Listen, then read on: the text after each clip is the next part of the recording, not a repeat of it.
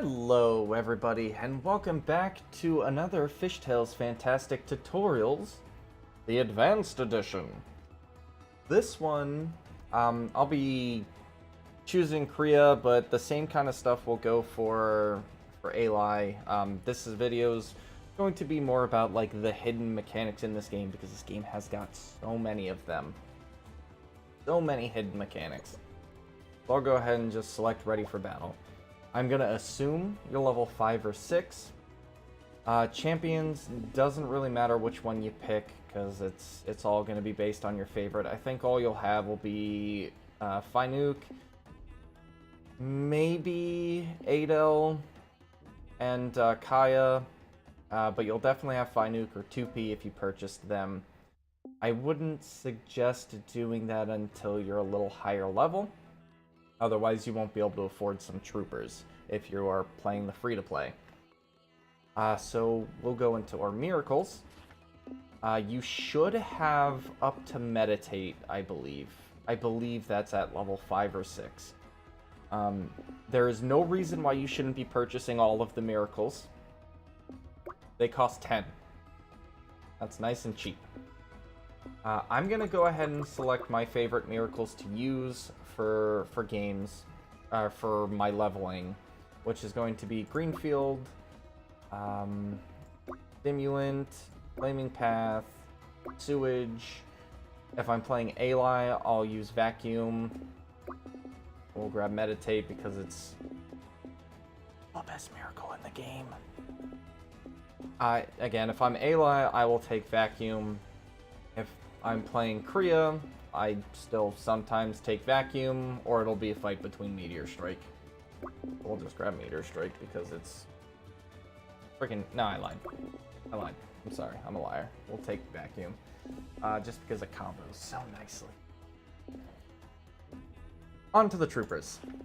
So I'm going to clear this bar out, and I believe you should have up to the... If you're playing Kriya, the Sharkus Pathfinder. Can't say any of these guys' names. And as Ally, you should definitely have the Scouts. Kriya's units, the Pathfinder is a bit more useful than the Scout, but I use them to like separate my troops a bit. So we'll get into that in a moment. I'm gonna go back to the detailed tab that I mentioned in my previous video. If you saw that, you just right click on them, and then there's a hidden arrow over here, which will actually show you the different damage values that each type does.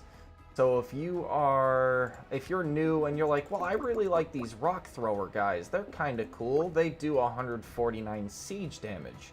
What is siege damage? Well, siege damage is they're doing 45% of 149 damage in an area to everything that's not a tower. That is a ton of damage that they are not doing. So you'll want to keep that in mind when you're building your troops. While I was playing as Kriya, I noticed that the piercing damage does damage to unarmored and heavy, and does less damage to heavy. While you're leveling up, these guys they don't seem so good no more. They're fun, they die too fast, and they're actually doing less damage to things that have huge armor. You gotta keep in mind that there's 3 of them, and they're attacking at a pretty decent speed, so sometimes that negates it a little bit to keep things balanced, but just keep that in mind that they are doing less damage to heavy units. So what I like to do as I'm leveling is I will pick a few of these guys, and then I'll grab one of these, and then I'll grab a few more, and end up with another one. Ask me, why did I split these guys up, or why did I put them in the order I did?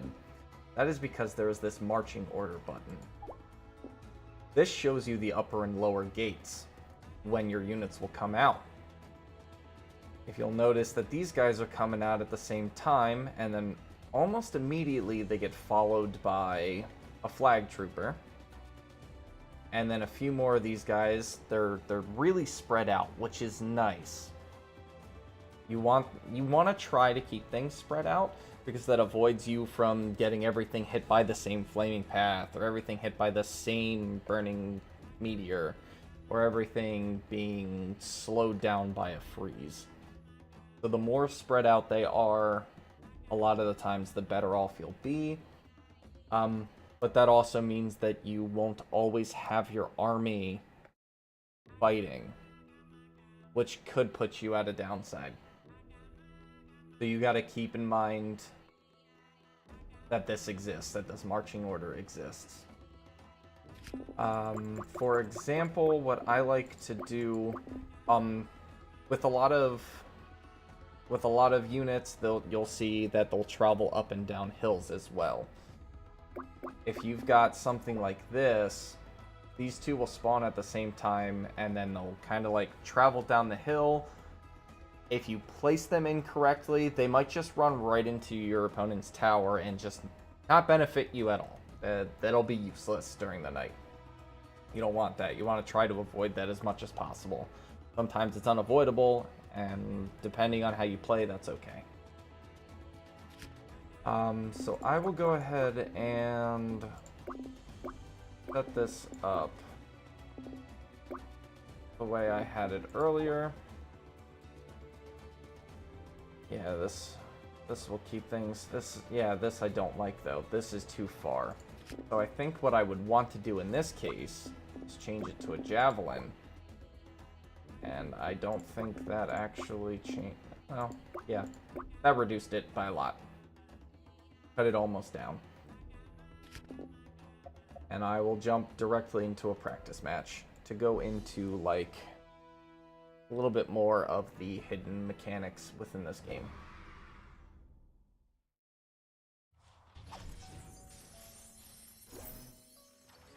Alright. So a strategy I like to do in the beginning is immediately drop my wall, or my ramp, so that way their troops just kind of start running through. One of the things I like to do is force their units to fight underneath this tower. If you're fighting underneath the tower, that's another extra thing doing damage, and it does a lot of damage.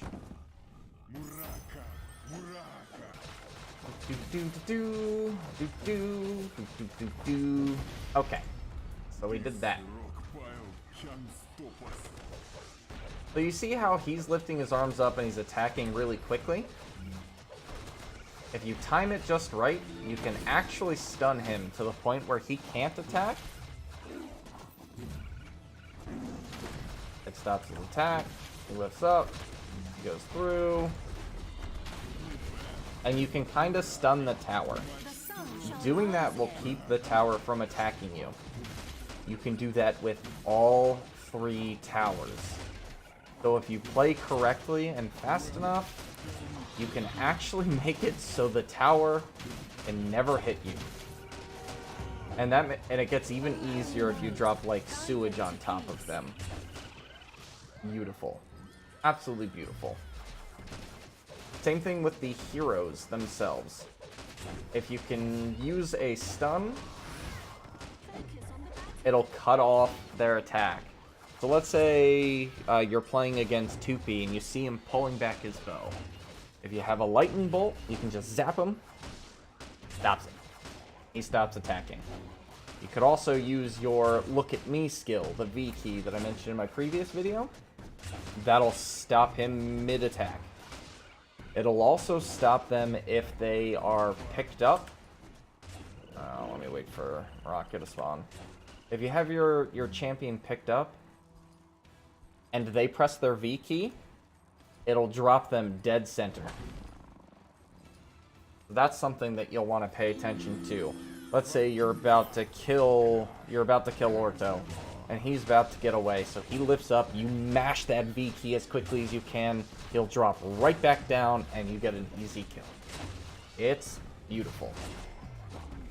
One thing I don't have down here, and I'm not sure if this is like a broken thing or not, skills like trapping roots or a huntress's nets If they capture your hero, you can still pick up your hero and break that stun lock, which is quite nice. Doing this live, so there's a few things that I'm probably forgetting, like mentioning this. This health bar down here, if you burn this down, your troops will actually start using this waterway. I guess I gotta spam some skills. This is do a lot of damage. It's easier to break this if you have, like, cleanse or something. I don't know if I'm gonna have enough time now.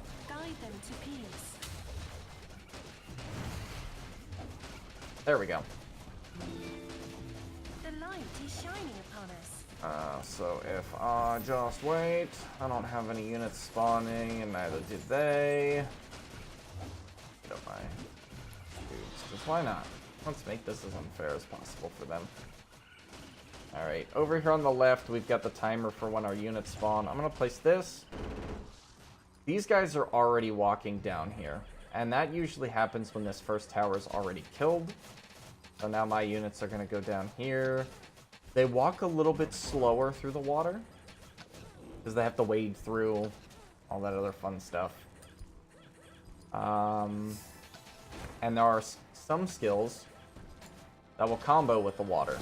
So if you get their army in here, no matter where I place that sewage, it'll cover them with sewage. No matter where you place the lightning bolt, it'll hit everything with a lightning bolt. It's pretty awesome. Fire, obviously, First defense line has been destroyed. it's just gone. It does nothing. Absolutely nothing. Because I super messed up the original video's ending, here's a fancy, beautiful cut to this delicious Korea background, where I thank you for watching the video. Hope you guys have enjoyed and have some fun playing Minimax. Thanks for watching. Bye.